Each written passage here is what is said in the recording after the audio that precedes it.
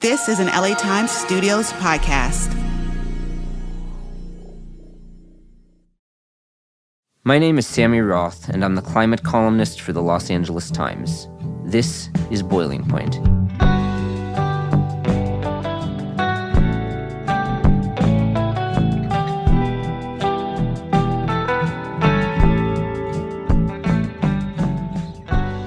Growing up, I didn't really spend any time hiking. It just wasn't my parents' thing.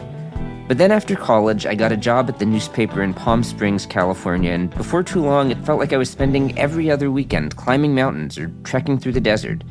Even now that I'm back home in Los Angeles, I still go on annual hiking trips with some of the friends that I made in Palm Springs. Last week, 3 of us went out to Colorado, to the Rocky Mountains. We huffed and puffed our way up the sandy slopes of Great Sand Dunes National Park. We rafted down the Taylor River on the west side of the Continental Divide and hiked along the Arkansas River on the east side of the divide. We peered down into the Gunnison River from the most spectacular viewpoints on the north rim of Black Canyon of the Gunnison National Park. Some of those viewpoints were clouded with smoke from a wildfire on the south rim of the park. I knew before leaving for the Colorado trip that I'd inevitably come home with a lot of questions about what I'd seen, about the watersheds, the dams, the energy infrastructure, the public lands. Fortunately, I had a good idea about who to ask. Jonathan P. Thompson is a veteran environmental journalist who grew up in southwest Colorado. He's the author of several books, one of my personal favorites being Sagebrush Empire: How a Remote Utah County Became the Battlefront of American Public Lands. Jonathan writes an excellent newsletter called The Land Desk, and he's a contributing editor at High Country News. Before leaving for Colorado, I reached out to Jonathan and scheduled this interview for right when I got back. Unsurprisingly, the two of us had a lot to talk about.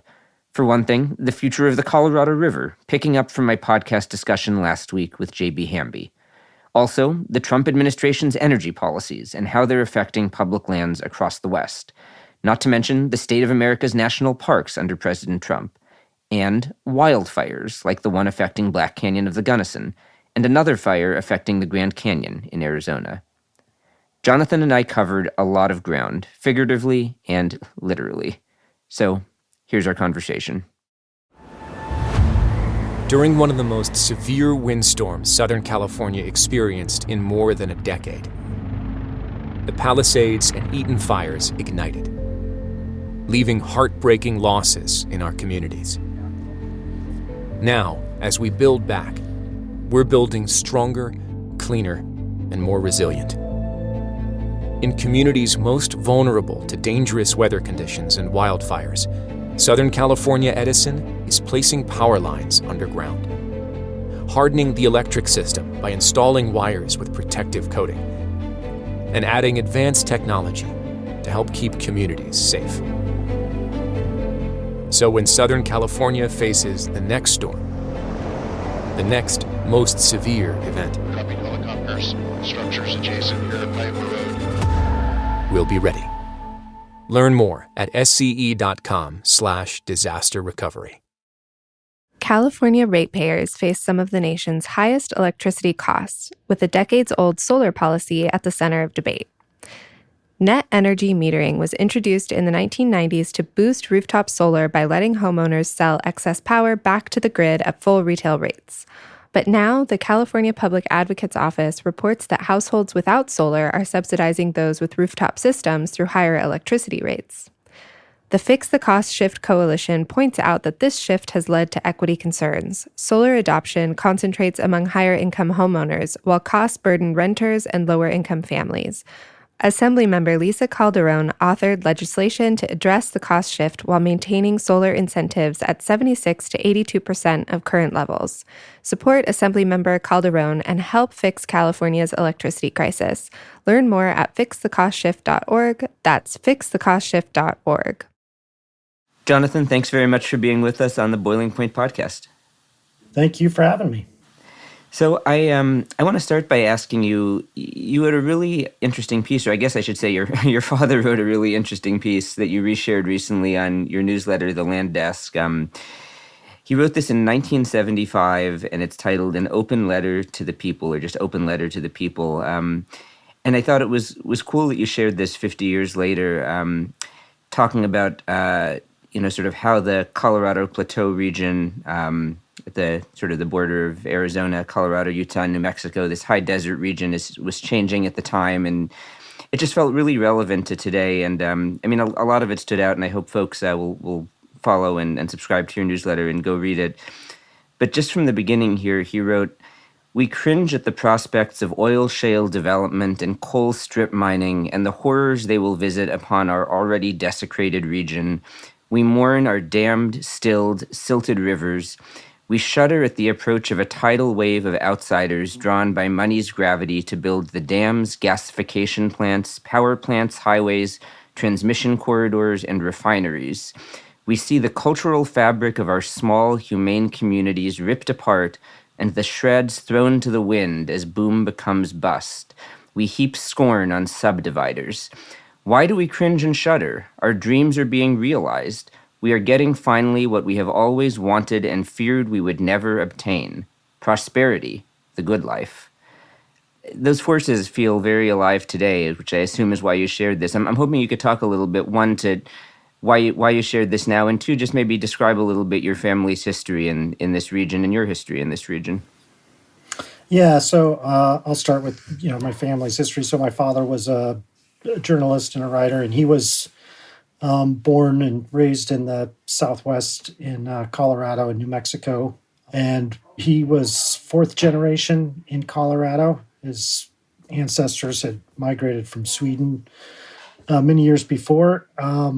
This was 1975, so this was an interesting time when the energy crises were happening, in the Middle East. So there were gas lines and all this stuff, and the push for energy independence was on for the first time, really. Like, this was when, for years, the U.S. had been importing oil and other energy sources, and beginning in the 1970s, when the energy crisis began, this whole idea that we need to be energy independent sprang up.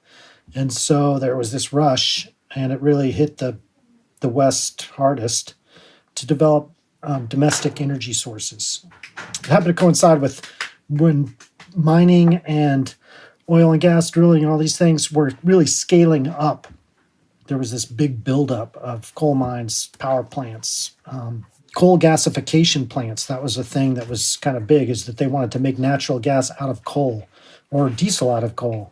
The West was becoming a sacrifice zone like it hadn't been before, and it was changing the culture, it was changing everything. And now, 50 years later, how much do you feel like that has or hasn't changed? Is it the same phenomenon but supercharged, or is it fundamentally different what's going on under Trump and the Republican Party right now? Well, it seemed to be changing. They call that era Charles Wilkinson, who was a law professor at University of Colorado. He called it the big buildup on the Colorado Plateau, is what he called that era. For a long time here, for the last decade, or a little bit less maybe, I've been talking about the big breakdown, is what I called it, which is where all these coal plants that were built back then, they're shutting down. There's plans to shut them down. We're moving to renewable energy. Some of the dams are even coming down that were built back then, or being, considering coming down. Over the last, 6 months, it suddenly feels like we're at the big buildup again. It's strange, and I can't say I expected it, and I don't think it's all because of Trump. But we're getting news of more and more coal plant retirements that were planned for the next few years are being canceled or delayed.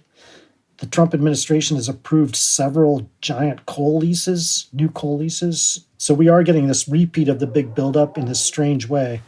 Yeah, two pieces of news that I saw this morning, just getting back from vacation. One was that the Trump administration approved a big expansion of the Rosebud coal mine in Montana, which feeds the Colstrip power plant, which by a lot of measures is the most polluting coal plant in the country. I did a big story out there a couple of years ago. And then in the Four Corners region, the Four Corners coal plant run by Arizona Public Service, APS just reneged on their zero carbon or net zero commitment for mid-century. They walked that back and came out with something much much more malleable. And they said they were going to close Four Corners by 2031, and now they're pushing that out possibly to 2038. And I mean, that's in Arizona, not Colorado, but I'm imagining that place probably affects the air quality in southern Colorado at some of the national parks that I was visiting last week.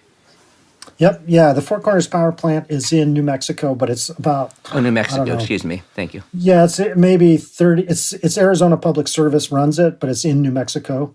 It's on the Navajo Nation, but it's right. It's probably, as the crow flies, maybe 30 miles from Colorado, if that. Probably less than that, actually. And so it's very close to Mesa Verde National Park. It's very close to the San Juan Mountains, and Four Corners is actually, that's when my father wrote that piece and he was talking about the coal plants and stuff. He was talking about Four Corners Power Plant. It was built in the late 60s, and it had no pollution controls. It was this massive, like now when you see a coal power plant, usually, you see steam coming out the smokestacks. Back then, there's pictures of it that he took that I've seen that is black smoke coming out of the smokestacks. The smoke plume from those stacks was the astronauts on one of the early space missions. They saw that. That was one of the only man-made, human-made things that they saw on Earth. Wow. That they could identify because it was such a horrible plume. And that, there was a big outcry and certainly in the early 70s against that, but they continued to build coal plants, and that one did not get pollution controls until, I don't know, probably the late 70s to begin with. And so here we were, we thought it was going to shut down, and its neighboring plant, the San Juan Generating Station, shut down in 2022. And so the air's been getting cleaner. So we thought Four Corners, finally, the flagship, that was going to shut down soon as well. Maybe they said 2031, but it kind of looked like it might be sooner because P&M, Public Service Company of New Mexico, they are pulling out of their ownership, and they are a pretty big owner of that plant. And everybody thought, well, that's it. It's going to shut down. But now it looks like it's going to keep going, maybe for quite a while.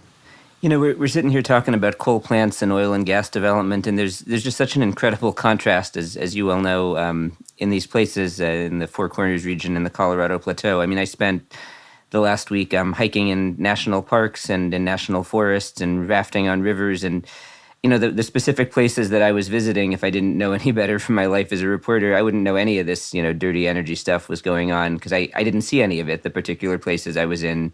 I'm wondering if you can speak a little bit to that contrast between, these are these sacrifice zones as you just described them, but there are also some of the places that are, have been in ways most, I don't know if most preserved is the right word, but, there's a reason that tourists like me, flock from Los Angeles to go spend our weeks off, hiking and camping and river rafting in these areas, right? Yeah, exactly. Well, and I think that there is we call them sacrifice zones, but it's like sacrificing for what? And, I think that there is an element of maybe not really a conscious decision, but of saying, you know what, you guys can have that. You can have the San Juan Basin, which is this area of New Mexico, which has been drilled forever. You can have that. Even environmentalists, have said you can have that stuff down there, but we want the wilderness. We want the mountains to be preserved. I think for a long time there was this dynamic of, if not spoken deals like that, there was sort of an understanding. Like, okay, one of them that is pretty well known is that the Sierra Club back in the 60s said, if you don't build a dam in the Grand Canyon, we support you building a giant coal-fired power plant. That was kind of a strange dynamic that has happened, and now we'll see how it goes. But, the result was that you do have wilderness areas in a lot of mountain parts of Colorado that set those areas aside, and they're never going to be developed. So you don't see them when you go there as a tourist. You only see them if you go kind of off the beaten path into some of these lowland areas that really are sacrifice zones. I think the thing that amazed me the most, and this always happens to me when I travel in the West and especially in the Colorado River Basin, and I'm curious, if you think this is if this is just totally normal to you, but me as an Angelino, I go out and I spend time on in this trip it was the Taylor River and the Gunnison River. It's like, wow, I flew several hours to get here. I drove a couple more hours to get to these remote places, and okay, I'm thinking this water ultimately flows to the Colorado River through Lake Powell, down through the Grand Canyon into Lake Mead, and then, goes 240 miles through the Colorado River aqueduct, through all these pump stations, through Mount San Jacinto, to a reservoir, and then eventually to my tap in Los Angeles. And here I am, rafting on it in Colorado.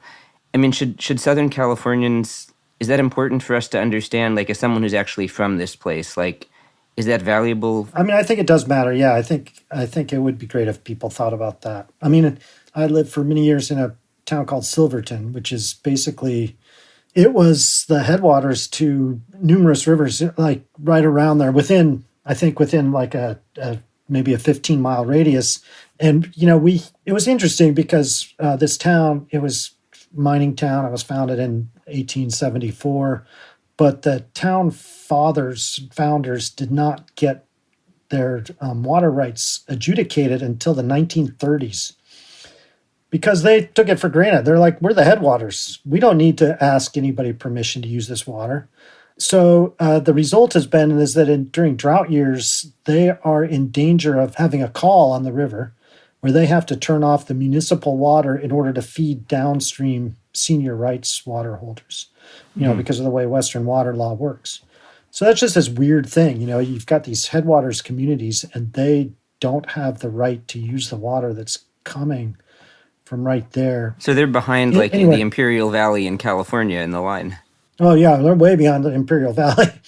And they're behind, water users just down, 50, 60 miles downstream, just farmers and stuff. So, I mean, I guess I just use that as a way to illustrate how strange Western water law is.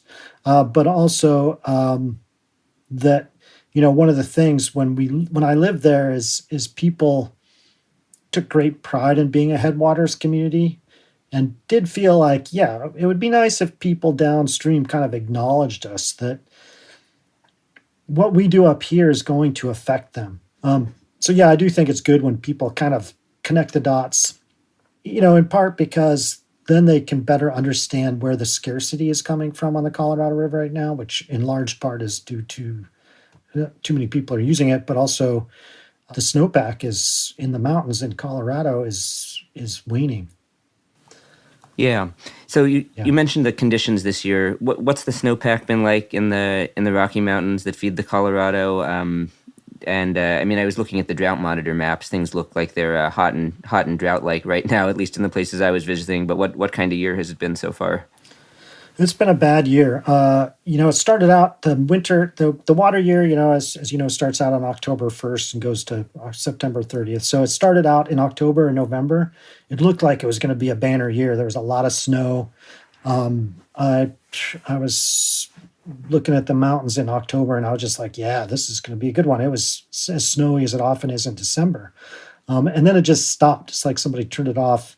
And it got drier and drier, and the spring was very warm and dry. And then the summer has been spring runoff was weak for sure. It also peaked earlier than usual, which isn't good because that means that basically there's less water running into the reservoirs later on when it's needed.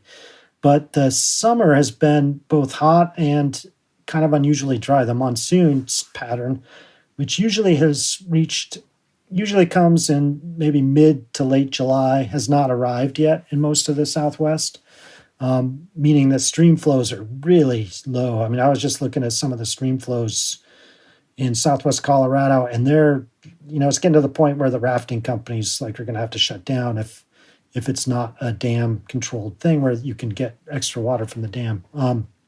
And Lake Powell has, we had in 2023 was a big snow year, and Lake Powell really recovered a lot. 2024 was was an average snow year, so things were still good. But now Lake Powell is now dropping pretty quickly, and it's likely to be back to, right now we're at levels that we haven't seen since 2021, which was a terrible year. I was just looking, it's like, Colorado. what, 30% as of today, something like that? Something like that, yeah. Yeah. And so, and it's you if you look at the curve, the graph, it's dropping very quickly in a way that usually doesn't, just it's dropping faster than it should be. If we have another bad winter, or even probably an average winter, it could be bad within the next year or two, as far as reaching the minimum power pool, which is the minimum amount for generating hydroelectricity. And once that happens, there's all kinds of problems with Glen Canyon Dam. Right, everyone's trying to avoid a situation where it gets so low that it can't generate electricity, because then the politics get much sharper after that point, too. I mean, the political tension at which people are arguing over what to do, it just gets much worse after that. Yeah. I mean, one thing is the electricity. That's huge, because it does generate a huge amount of electricity, and that this cheap power for a lot of people, but also it funds various government things. In addition to that, there's an engineering problem, which is once it drops below that point, then the water you have to release water out of these different outlets. And they were not made for long-term water releases, and they could eventually deteriorate, and all kinds of bad stuff could happen. Yeah. So we want to avoid that.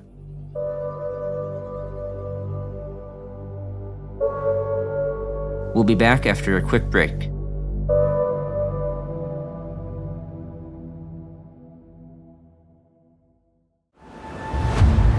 During one of the most severe windstorms Southern California experienced in more than a decade, the Palisades and Eaton fires ignited, leaving heartbreaking losses in our communities. Now, as we build back, we're building stronger, cleaner, and more resilient. In communities most vulnerable to dangerous weather conditions and wildfires, Southern California Edison is placing power lines underground, hardening the electric system by installing wires with protective coating, and adding advanced technology to help keep communities safe. So when Southern California faces the next storm, the next most severe event, Copy helicopters. Structures adjacent here to Plateau Road. we'll be ready.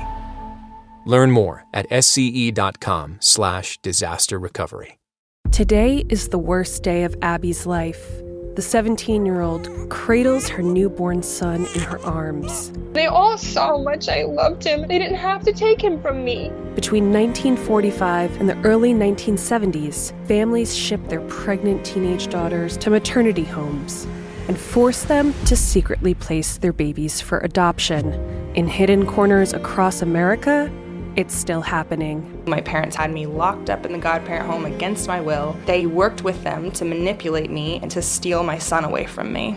The godparent home is the brainchild of controversial preacher Jerry Falwell, the father of the modern evangelical right and the founder of Liberty University, where powerful men, emboldened by their faith, determine who gets to be a parent and who must give their child away.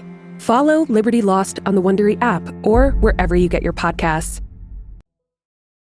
We had on the podcast last week J.B. Hamby, member of the board of directors of the Imperial Irrigation District and California's lead negotiator in these interstate talks from the 7 Colorado River states who are all trying to figure out how do we deal with shortages, who has to cut how much when there's inevitably the next shortage and the one after that and the one after that. He seemed optimistic that there's this new idea that's being floated to allocate shortages based on how much water is actually available rather than the historic 1922 Colorado River Compact, which essentially says, here's how much water everybody gets. The upper basin states have to give this much water to the lower basin states. I'm curious what you make of it. I'm sure you've been following these negotiations closely. It all kind of hinges on if there's a shortage or when there's a shortage, because it's inevitable. How much pain does each different state take? Does what do Colorado and Utah basically have to give up versus what do California and Arizona have to give up?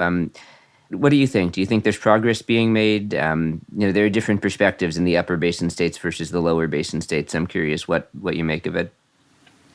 Yeah, I mean, I think the idea of dividing up the water in the river by percentages rather than promising a set amount of water makes sense. I mean, that's the logical way to do it. Of course, that's very difficult to do because you don't really know how much water is in the river until the year's over. So trying to figure that out in advance is pretty difficult. But it does make sense in a lot of ways. But whether they're going to come to an agreement or not on that is up in the air.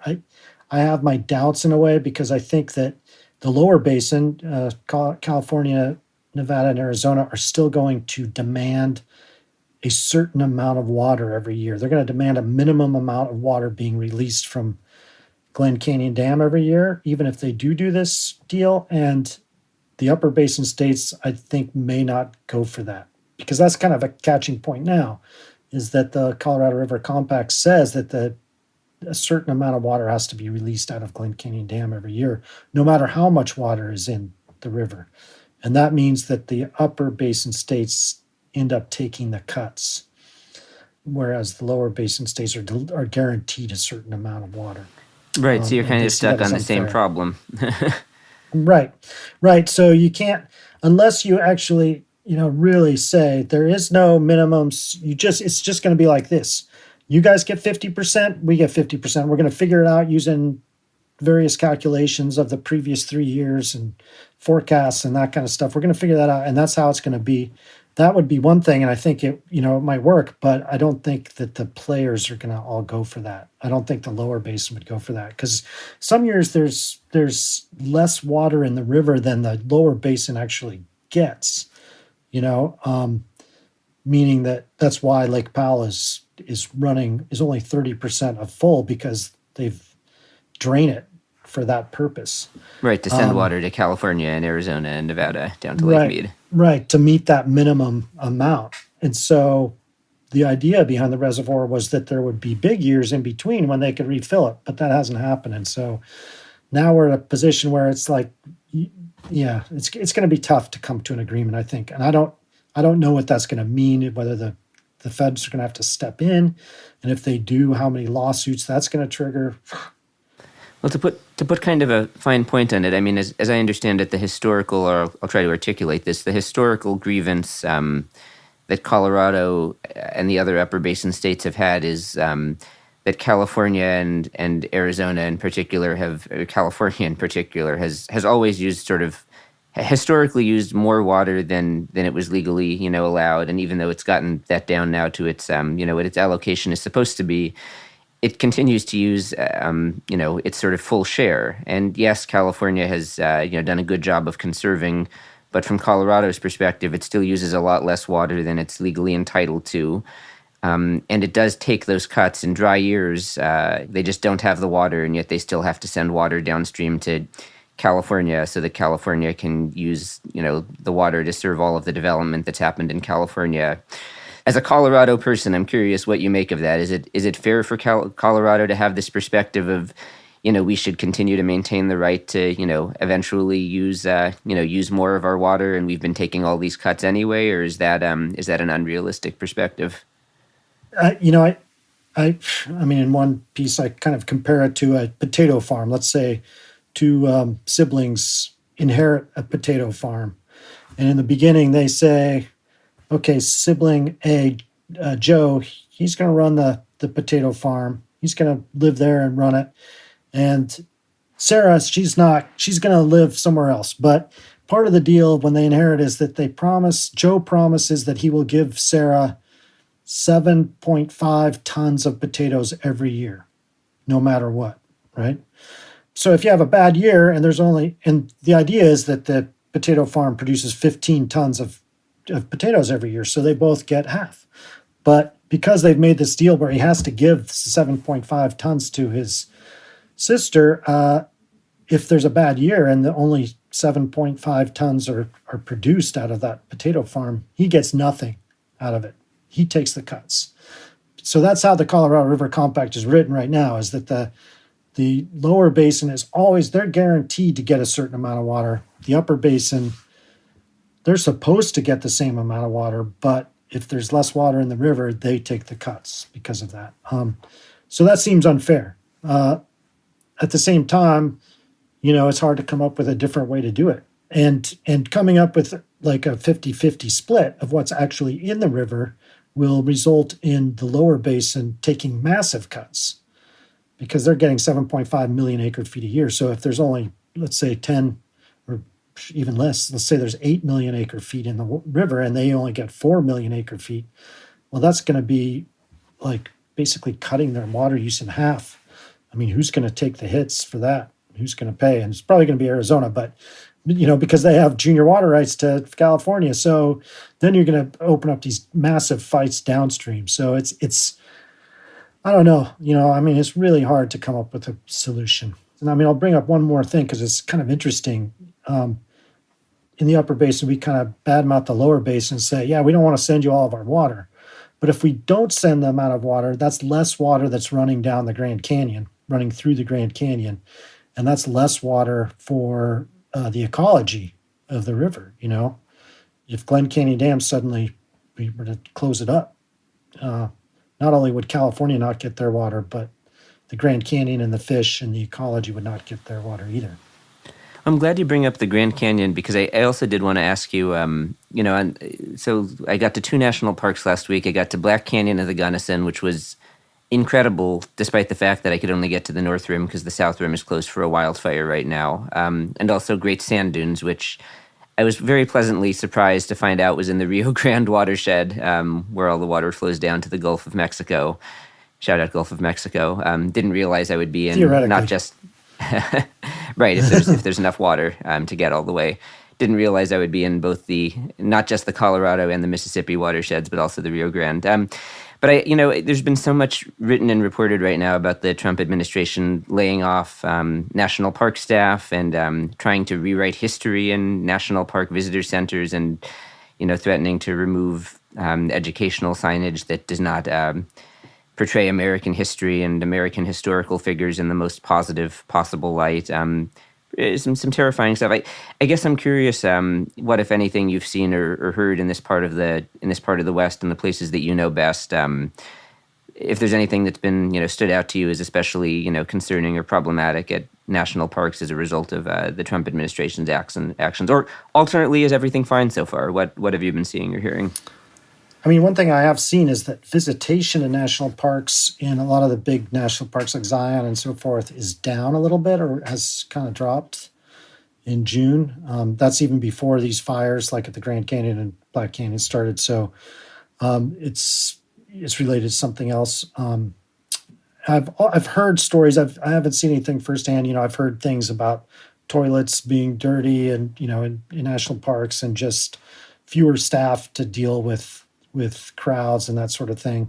I don't think a lot of it has had time to really take hold yet. A lot of the consequences that they're going to ripple down over time. But another thing is it's hard to even track how many National Park Service employees were laid off, were fired, and how many were actually rehired, and how many are working or getting paid but not working. It's kind of confusing and hard to track all that. So it's hard to say like, okay, Zion is this many people short, or the Black Canyon is this many people short right now. But I haven't heard of any sort of catastrophes yet, like, oh, somebody fell off a cliff and there was no search and rescue to come get them or something like that. Like, those are the things that people worry about. I haven't heard of anything like that yet. That's good. I'm glad that's the answer to the question. Let me try a different catastrophe question. Wildfires. It mentioned couldn't get to the south rim of Black Canyon because of the fire. a lot of folks have probably heard more, this one's been more in the news nationally, that the north rim of the Grand Canyon has been devastated by a pretty terrible wildfire recently that's destroyed a lot of historic structures and other visitor facilities. I mean, have you noticed changes in wildfire activities recently or over the years in the Four Corners region? Oh, yeah. I mean, over the last, 20 years, really, there has been a major change in wildfires for sure. Up until 2002, the biggest wildfire in Colorado, in recorded history in Colorado, was I think 20,000 acres. It was actually between Durango and Silverton, called the Lime Creek Fire. That happened in 1879. Coming from California, that sounds tiny, 20,000 acres. Yeah. Well, now it's not even on the list of the top 10 in Colorado, because starting in 2002, the fires just every year another record, the record falls again. Now the record is close to 200,000 acres, I think. And yeah, that 20,000 acre fire, people don't even remember it or talk about it anymore.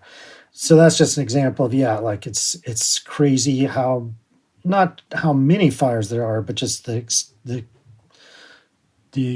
severity and the size of them. And the one on the north rim of the Grand Canyon, it's been burning for over a month, and it's up to 150,000 acres now, I think.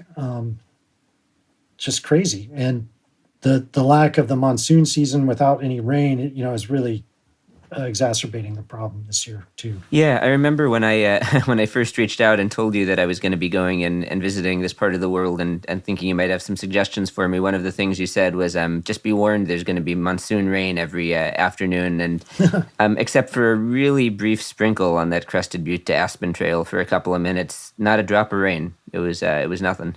Yeah, and that to me is unusual, and who knows whether that's a result of climate change or whether it's just a strange year. But it seems to be happening more and more where there is, occasionally you have years where there really is no monsoon season, or years where it just comes late or it's just weak.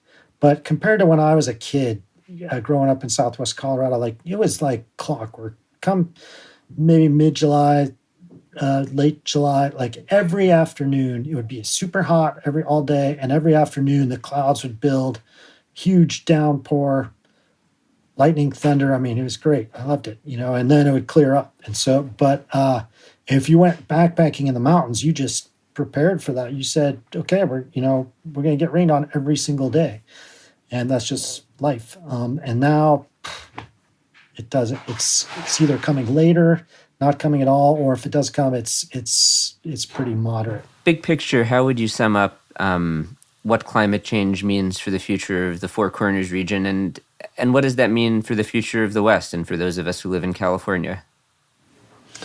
Well, whether or not there will be more snow or not, we don't know. The models all change. Some say that there's going to be more precipitation, some say less. But regardless, it's going to be warmer. It already is warmer, and that melts the snow faster. It causes more evaporation of the snow, and that snowpack in the Colorado mountains and the interior West mountains is that's the big reservoir that supplies the Colorado River. And if that's not there, there is no Colorado River. So I think, we're going to see less and less water. No matter what happens as far as precipitation goes, we're going to see less and less water in the Colorado River, because those summer rainstorms aren't as important as the winter snows, and as the winter snow accumulating and staying around longer in the spring. So that's what we're going to lose, I think, simply because of the warming temperatures. In addition to climate change and water in the Colorado, just to sort of circle back to where we start, I also think that it's important that folks, living on the coast in California and living in other big cities, not forget, the role that the sort of interior and rural parts of the West play in supplying energy to the region and empowering, the cities with, at the moment with a lot of coal plants and hydropower, and hopefully in the future with a lot more solar and wind. That's something that I've written a lot about, and that you've obviously written a lot about. I want to just bring up one last bit that you're your dad wrote in this this open letter 50 years ago that still feels quite relevant. He wrote, "Let us resist the preservation of our quote-unquote traditional values as surely as we must resist the drag lines. Let us resist learning our colorful lines as surely as we must resist the destruction of the Colorado Plateau in a last brief, desperate, doomed attempt to save our fossil fuel addiction from its last agony." Amazing to me that he wrote that 50 years ago. Could you just explain a little bit what he was talking about there? Well, I think he was talking about, in a way, when coal fossil fuel pushers speak, they're always talking about this traditional, this old way, or on the Colorado Plateau, when you're talking about preserving, keeping uranium mining going, they're talking about our heritage. This is our culture. Like, these are traditions that they've been doing for a long time, but that doesn't mean that you should continue to do them. So I think that's part of it. I think the other part of it is just the myths of the American West that we've created, and these ideas of the picture that people have in their mind of what the West is, which is sort of like this blank canvas where people can come in and not only reinvent themselves, but also kind of ravage for the natural resources. And that's one of the settler colonial tradition, I guess you could say, and that's something else that we should do away with. Well, one of the most interesting things to me is always when people figure out like how much we knew even at the time, like, the foundations of climate science coming from the 1800s and, research showing that even when the Colorado River Compact was negotiated in 1922, that they really knew that not that much water was available even then, and they conveniently ignored it. Like, these traditions were built upon, conveniently ignoring inconvenient truths. So here we are in 2025, still trying to learn that lesson. Yeah, and we're still holding on to those old traditions, in spite of ourselves.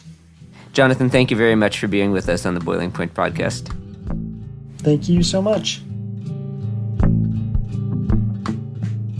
If you want to sign up for Jonathan's newsletter, The Land Desk, you can find it by going to landdesk.org.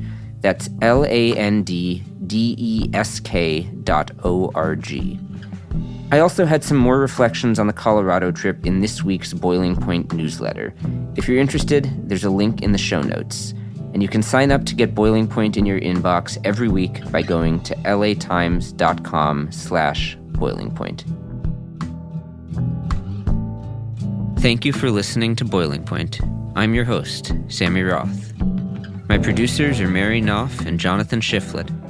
Sound design and original music by Jonathan Shiflett. Elijah Wolfson is our editor. Denise Callahan is our studio manager. Ben Church is our production manager. Nick Norton is our engineer. Special thanks to LA Times studio president Anna Magzanian, president and chief operating officer of the Los Angeles Times Chris Argentieri, and executive editor of the Los Angeles Times Terry Tang.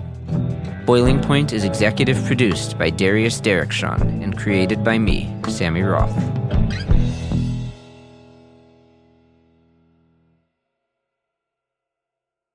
My name is Madison McGee. From LA Times Studios comes its latest series, LA Crimes. From deep dives into the Menendez brothers to conversations about why Bravo TV seems to be a hotbed of white-collar criminals, we'll cover it all. We'll speak with LA Times reporters and others in the true crime industry to put a lens not just on these cases, but on our own culture's fascination with them and what that says about us. Tune in every Wednesday wherever you stream your podcasts.